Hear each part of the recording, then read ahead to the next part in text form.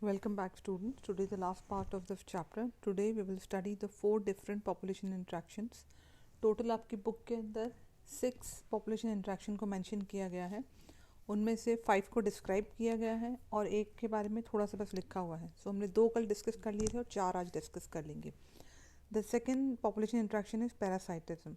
Parasitism parasites आप लोगों ने पहले भी पढ़े हैं. इसमें ये वो पॉपुलेशन इंट्रैक्शन है जिसमें एक स्पीशीज़ जो है वो बेनिफिटेड होती है और दूसरी जो है हार्म्ड होती है.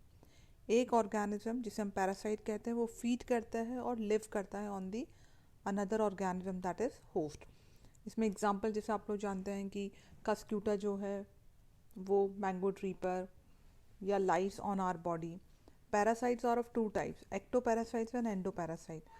Ectoparasites are on the external surface of the host, and the endoparasite they live inside the host body. Ectoparasites are lice, tick, cuscuta or copepods, and endoparasites are ascaris और liver flukes. Adaptations of endoparasite, ये बहुत important topic है जिस पे कई बार question आ चुका है कि एंडोपैरासाइट्स बॉडी के अंदर जो पैरासाइट्स हैं उनमें रहने के लिए कौन कौन से जो है वो स्पेशल अडेप्टेशंस हैं. Loss of unnecessary sense organ, sense organ की उनकी ज़रूरत नहीं है तो उनका लॉस हो जाता है.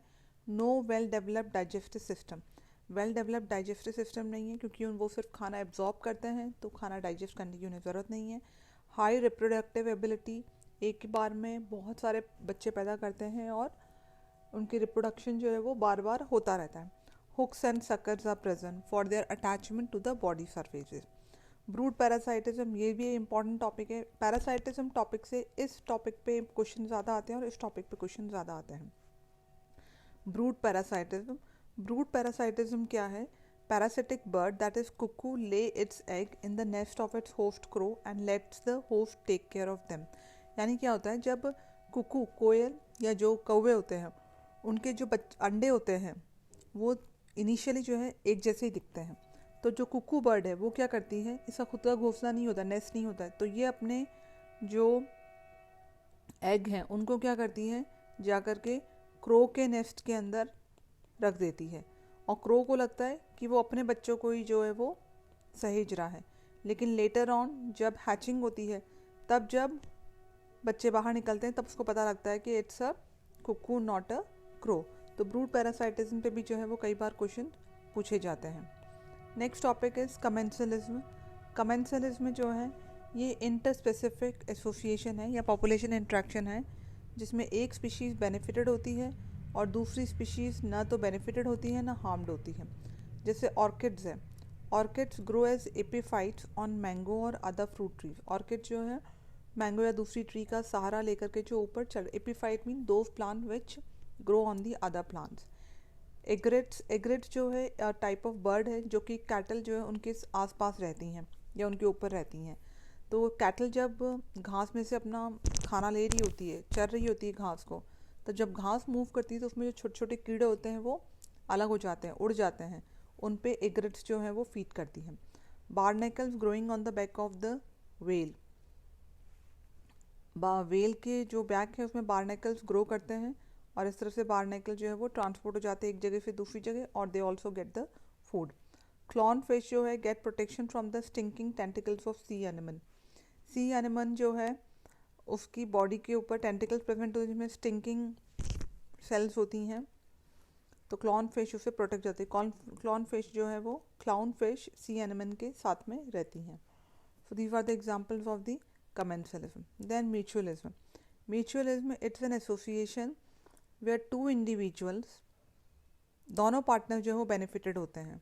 It is also known as symbiosis. इसके बहुत सारे एग्जाम्पल्स हैं जैसे ह्यूमन बींग्स, मतलब एनिमल्स एंड प्लांट्स हैं. एनिमल्स कार्बन डाइऑक्साइड रिलीज़ करते हैं, प्लांट्स जो है वो ऑक्सीजन रिलीज़ करते हैं.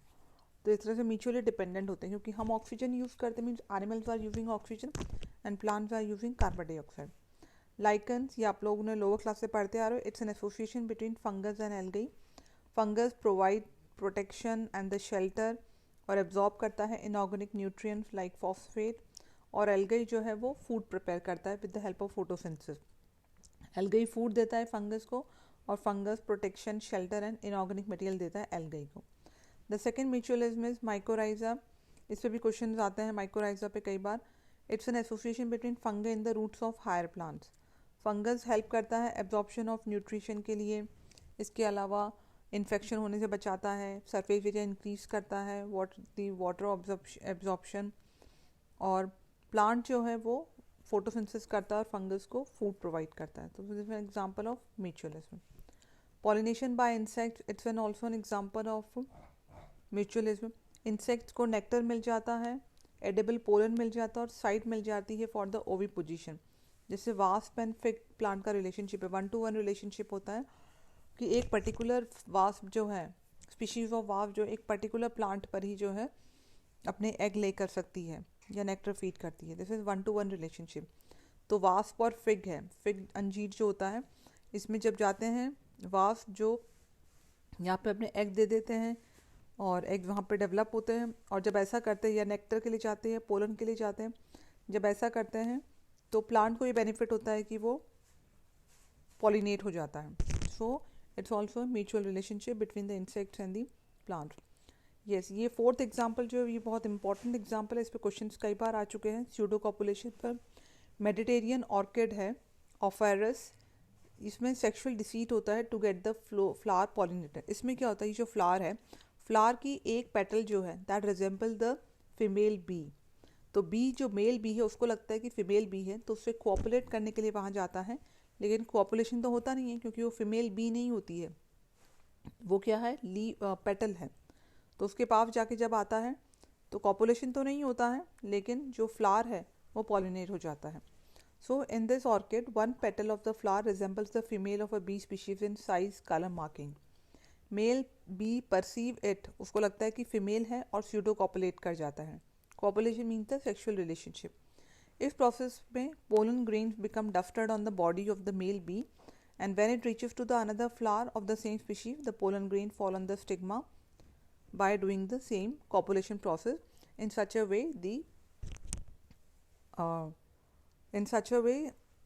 the pollination take place and it is beneficial for the plant.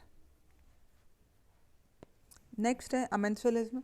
Amensalism is a phenomena जो आपकी बुक के अंदर पॉपुलेशन इंट्रैक्शन में लास्ट दिया हुआ, डिस्क्राइब नहीं किया हुआ है, पर क्योंकि मेंशन है so I would like to describe it here. It's an association between two different species, जिसमें एक स्पीशीज़ हार्म्ड हो जाती है और दूसरे को ना तो बेनिफिट होता है ना वो हार्मफुल रहती हैं। एग्जाम्पल है antibiotic secreted by a fungus kills many other bacteria in it vicinity. Vicinity means आसपास में। अगर आपको याद हो एलेक्जेंडर फ्लेमिंग का एक्सपेरिमेंट, उन्होंने पेनिसिलिन, जहाँ पे वो काम कर रहे थे वहाँ पेनिसिलिन ग्रो हो गई थी, पेनिसिलियम